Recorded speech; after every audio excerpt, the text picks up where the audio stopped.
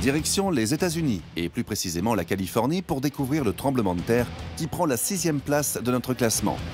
Il a frappé la ville de San Francisco en 1906.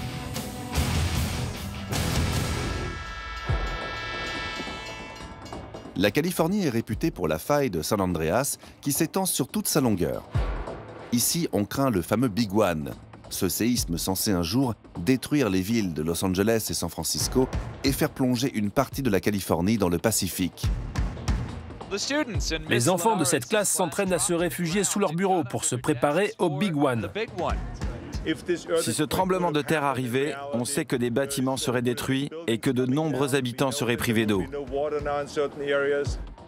Les sismologues pensent qu'il y a une forte probabilité qu'un séisme de magnitude 7,5 ou plus frappera cette partie de l'État dans les 30 ans qui arrivent. Je pense être bien préparée au séisme. Avec toutes les vidéos qu'on nous a montrées, oui, je suis prête. Pour découvrir à quoi pourrait ressembler ce fameux Big One, remontons à l'année 1906. À l'époque, San Francisco est une métropole prospère de 400 000 habitants. La ville a été créée pendant la ruée vers l'or dans les années 1840 et elle est devenue en à peine quelques décennies un centre économique et culturel important. Mais ce jour du 18 avril 1906 à 5h12, les habitants de San Francisco sont brutalement réveillés par de puissantes secousses.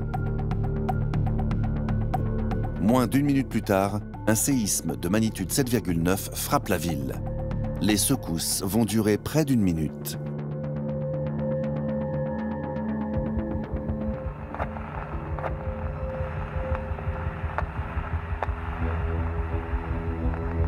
La ville est dévastée. Mais le pire est à venir.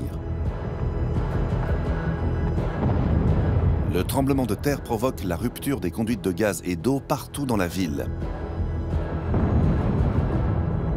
En quelques minutes, des incendies se déclenchent aux 4 coins de San Francisco. Sans accès à l'eau, les pompiers ne peuvent pas intervenir. Pendant 4 jours, la ville va être la proie des flammes.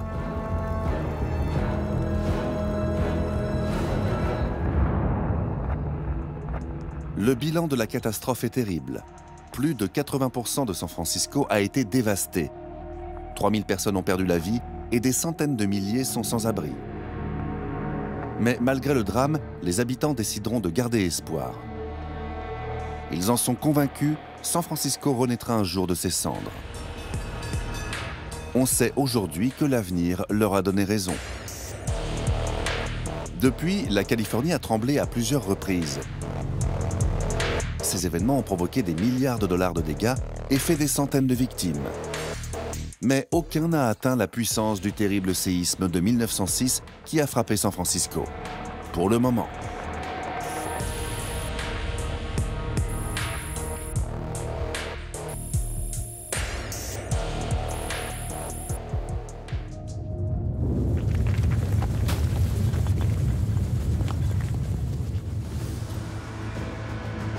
Découvrons à présent le tremblement de terre qui prend la 5e place du classement. Direction la Chine, où un séisme a frappé le Sichuan en 2008.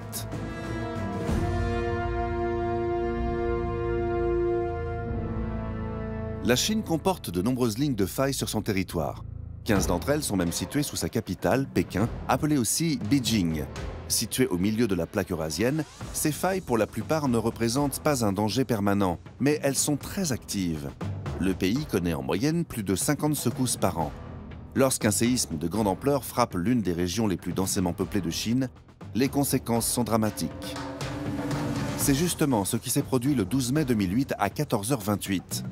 Ce jour-là, la plaque indienne entre en collision avec la plaque eurasienne à proximité de Zhujiangyan, une ville de la province du Sichuan peuplée de plus de 600 000 habitants.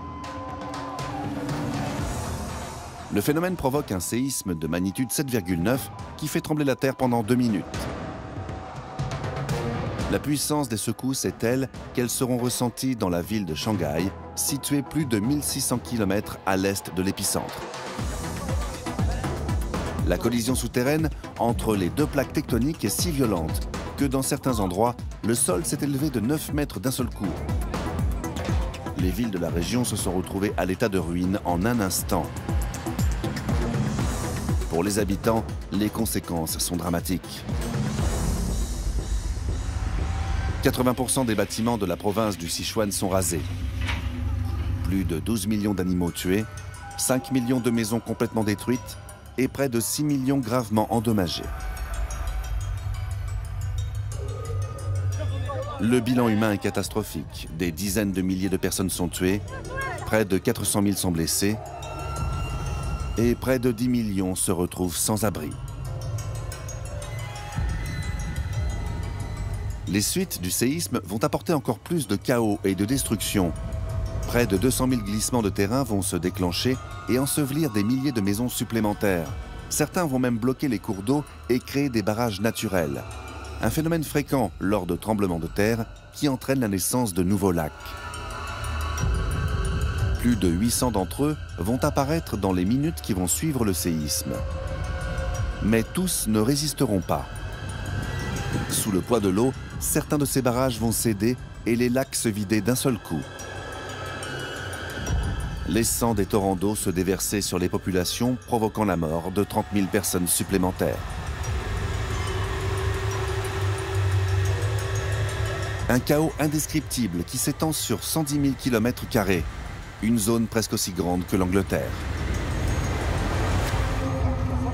Des répliques seront ressenties pendant plusieurs mois après le séisme.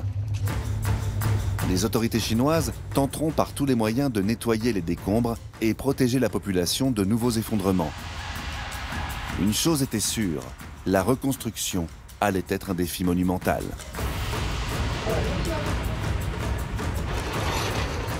Le bilan officiel fera état de 90 000 morts. Il est considéré par beaucoup d'experts comme étant très largement sous-estimé. Ce qui est certain aujourd'hui, c'est que le tremblement de terre de Sichuan de 2008 est l'une des pires catastrophes naturelles du XXIe siècle.